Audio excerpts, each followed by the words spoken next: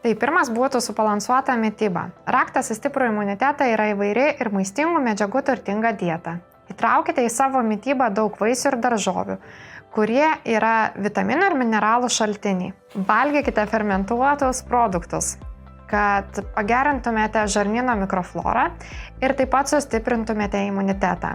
Antrasis būtų reguliarus fizinis aktyvumas. Stenkite skirti bent 30 minučių vidutiniam fiziniam aktyvumui.